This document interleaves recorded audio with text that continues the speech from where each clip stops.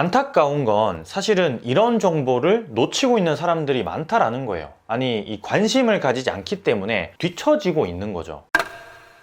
제가 오래전에 만든 콘텐츠예요. 배달 장사로 돈 꼬라박는 이유. 많은 호응을 얻었었고 실제 손해를 본 사람들이 넘쳐나죠. 배달 장사로. 다만 이런 리스크를 모두 극복하고 배달 장사로 부자가 된 사람들은 어떤 방법을 사용을 한 걸까요? 좋은 아이템을 고른 걸까요? 아니면 어떤 특별한 비기가 있었던 걸까요? 코로나 이후에 배달 시장은 500% 이상 성장을 했어요. 만약 우리 동네 배달 가게가 10개였다면 지금은 50개가 되었다라는 거예요. 실제 체감하는 수치는 더욱더 크죠. 배달 어플만 우리가 켜보더라도 쉽게 알 수 있는 부분이고요. 예전 홀장사를 생각하고 배달 전문점을 오픈하시는 분들이나 혹은 홀장사를 하면서 배달을 도입해서 매출을 올려보고자 노력하시는 분들이 많아요. 다만 이 배달은 홀장사와는 매우 다른 점을 가지고 있어요. 하이원 오더, 딜리버리 LSM, 프리 컨트롤, 이 세 가지는 배달 장사에 있어서 필수로 필요한 지식이지만 우리나라에서 배달을 하시는 분 절반 이상은 전혀 모르고 있어요. 사실 그럴 수밖에 없다는 생각도 들어요. 이유는 제대로 된 교육기관이 없기 때문이죠. 홀장사와 관련된 교육도 많이 미비한 수준인데 배달은 더욱더 그러할 수밖에 없겠죠. 너무나 급격히 커진 시장이니까요. 배달은 홀장사와는 다른 플랫폼을 제대로 잘 이해하고 사용을 해야 돼요. 여기서 90% 이상이 마케팅에 있어서 이 매출의 당락이 결정되는 거고요. 예를 들면 오프라인에서 물건을 파는 곳과 온라인에서 물건을 파는 사람이 똑같은 지식을 가지고 있으면 안 된다라는 거죠. 네이버 스마트 스토어 플랫폼을 이용해서 물건을 판다면 그에 관련된 지식을 습득하고 잘 활용할 줄 알아야 한다라는 거예요. 배달의 민족, 요기요, 쿠팡이츠 이 플랫폼들을 제대로 이해하고 활용하고 있는 사람들이 너무나도 적다라는 거. 기본적인 사용만 한다라는 거죠. 활용을 하지 못하고요. 제가 최근에 읽은 책인데 시중에 왜 이런 책이 나오지 않을까 혼자서 생각한 적이 여러 번 있었어요. 이 배달 관련된 자료가 인터넷에 많이 떠돌아다니지만 검증되거나 혹은 실제 배달 장사로 큰 성공을 이룬 사람이 집필한 책은 전혀 없었거든요. 참고로 저는 이 책을 집필한 임형재, 손승환 대표하고는 어떠한 금전적인 지원을 받거나 한 적이 없어요. 물론 뭐 인연이 있긴 하지만 제 자발적으로 여러분들에게 소개를 해주고 싶어서 만드는 콘텐츠예요. 그만큼 값어치가 있다고 판단이 되었거든요. 배달 장사뿐만 아니라 모든 장사를 하는 무언가를 파는 사람에게는 반드시 필요한 지식이에요. 제가 영상에서 늘 강조하는 부분들이 이 책 안에 모두 들어있어서 좀 읽으면서 소름이 쫙쫙 돋았는데 배달을 하고 계시는 분들은 2만 원이 채 되지 않는 금액을 투자하셔서 10배, 100배로 뻥튀기를 시켜보셨으면 좋겠어요. 하루 매출을 포기하더라도 시원한 카페에 가셔서 정독을 한번 해보세요. 최소 책에 투자한 금액 그리고 하루 문 닫은 매출금은 금방 뽑고도 아마 남을 거예요. 자, 그럼 배달 장사로 진짜 부자가 된 8평 가게에서 시작해서 300여 개의 직 가맹점을 출점시킨 임형재, 손승환 대표의 핵심적인 배달 장사 이론을 제가 한번 말씀드려 볼게요. 참고로 책의 아주 일부분일 뿐이고 이 배달 전략에 관련된 정보를 좀 집약해 놓은 부분은 훨씬 더 많기 때문에 제가 말씀드리는 내용이 다가 아님을 미리 알려드려요.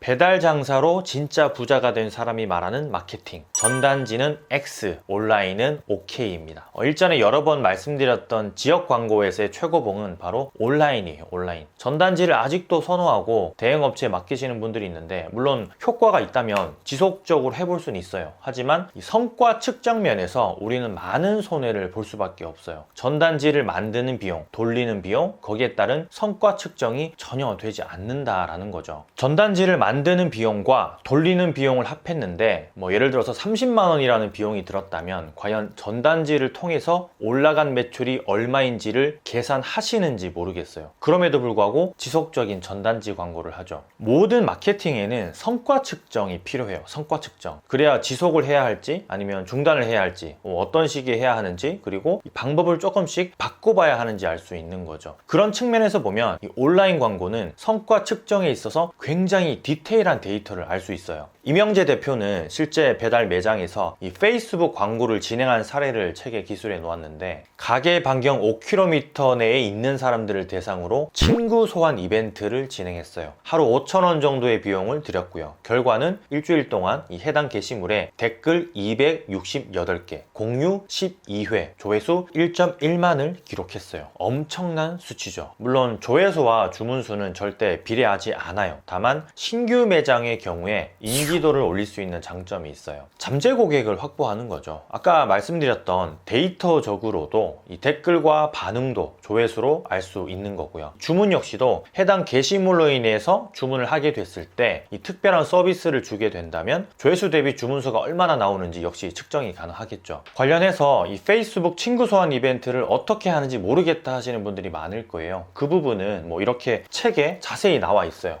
보이실지 모르겠는데 스크린샷까지 함께 첨부가 되어서 이렇게 나와 있으니까 책을 한번 보시면 도움이 되실 거예요. 인스타그램 역시도 많은 분들이 어려워하시는 부분이 있는데 솔직히 배달 매장에서 인스타그램으로 얼마나 효과가 있을까 하고 고민들을 많이 하세요. 하지만 제가 예전에 올린 영상을 보고 이미 시작한 사람들은 충분한 효과를 보고 있어요. 연락도 많이 받았고 관련 교육을 제가 진행한 적도 여러 번이에요. 이명재 대표의 사례를 보면 팔로워가 1,000명만 되면 확실히 매출에 영향이 생긴다라고 해요. 다만 이 부분은 지역에 따라 조금 상이할 수 있어요. 실제 지방상권의 아주 작은 동네의 경우는 팔로워 수가 100명, 200명만으로도 매출 상승의 효과를 봤으니까요. 실제 있었던 사례예요. 그리고 인스타그램은 직접 계정을 운영하면서 매장을 홍보하는 역할이 가장 메인이 되어야 하겠지만 이 페이스북과 같이 스폰서 광고를 진행해서 매출을 올릴 수 있어요. 일전에 제가 소개해 드린 적이 있죠. 이걸 단지 영상만 보았느냐 아니면 실행에 옮겼느냐가 매출의 변화를 떠나서 또 한 가지의 마케팅 도구를 이용할 줄 아느냐 모르느냐로 구분이 되는 거예요. 시기적절하게 잘 사용할 수 있는 도구를 가지고 있는 것과 그렇지 않은 건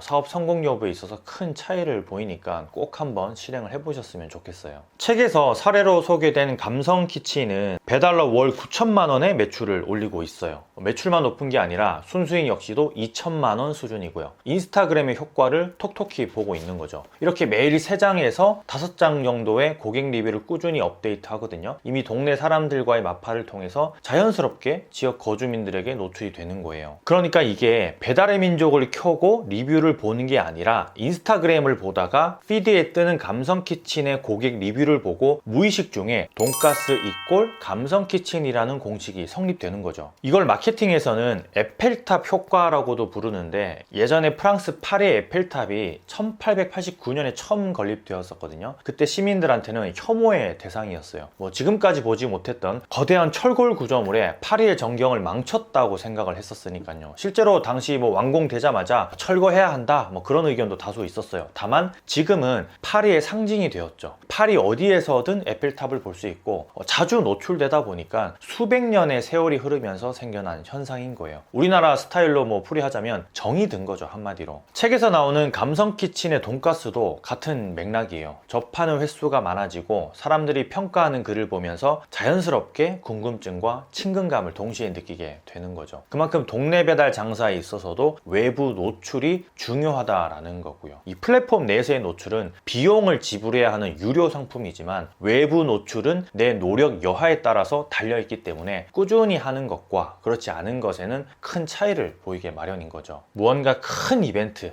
마케팅 방법이 필요한 게 아니라 계속적으로 노출이 되다 보면 지역 내에서 인지도가 올라가게 되고 자연스럽게 이런 게 먹히는 거예요. 거기다 더해서 하이라이트로 이렇게 직접 링크를 걸어서 바로 주문을 할 수 있는 피드를 올리기도 하고요. 참고로 인스타그램에서 일반 피드를 올리면서 스토리를 함께 올리거나 하면 노출수가 좀 더 늘어나는 알고리즘을 가지고 있어요. 이 부분 참고하시면 좋을 것 같아요.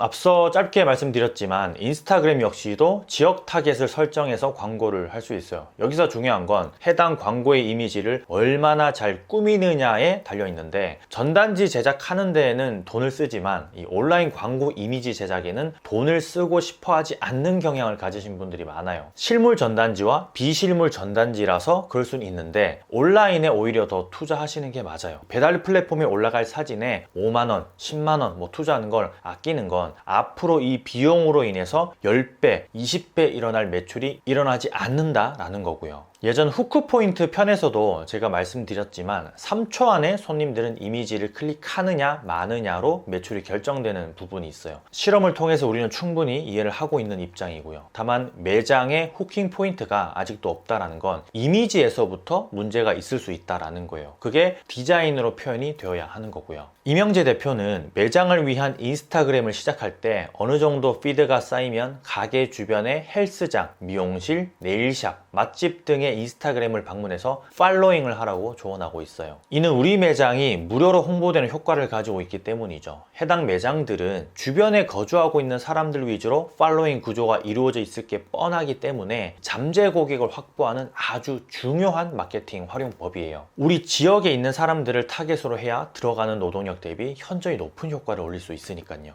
이해하시겠죠? 당근마켓 활용에 대한 부분도 자세하게 기술이 되어 있는데 이 부분도 꼭 참고를 해서 한 번쯤은 활용을 해보셨으면 좋겠어요. 각 매장마다 잘 맞는 플랫폼이 제각기 다르기 때문에 테스트를 거쳐야 하는 건 어쩔 수 없거든요. 책에는 이 외에도 이 배달 장사에 있어서 꼭 필요한 쿠폰의 전략적 활용, 위생 인증 표시의 매장 기여도, 배달 팁의 가격 편차에 따른 고도의 포지션 구축, 그리고 제가 가장 흥미롭게 봤었던 판매 단가 구축 기술들이 있어요. 아마 이 배달을 하시면서 초기 매장을 오픈하고 자리를 잡는 과정이 궁금하고 매출이 나오지 않거나 혹은 매출은 나오는데 남질 않는다면, 그리고 마지막으로 배달 장사에 관심 있으신 분들이라면 꼭 차리기 전에 한 번쯤 읽어보셨으면 좋겠어요. 개인적으로 참 정리가 잘 된 부분이 있다는 생각이 들어요. 아무래도 이미 책을 집필해보신 손승환 대표가 이 뼈대를 잡고 이명재 대표의 노하우를 함께 곁들였기 때문에 그렇지 않을까 싶기도 하고요. 저도 책을 읽으면서 이렇게 접은 부분이 되게 많거든요. 다음에 또 다시 한 번 더 보고 싶어서요. 그만큼 알짜배기 내용들이 많이 들어있어요. 시장에 이런 책이 많이 나왔으면 저는 좋겠어요. 급격하게 배달 시장이 커지다 보니까 아주 소수만 해당 방법들을 토대로 수익을 얻어가는 반면 나머지 대부분의 사람들은 손해를 보고 있거든요. 창업 전에 본인이 어떠한 위치에 놓여 있는지, 배달 전국이 돌아가는 상황, 그리고 좀 더 넓은 시야를 보고 시장에 안착하기 위해서 좀 도움을 받으셨으면 좋겠다라는 생각이 들어요.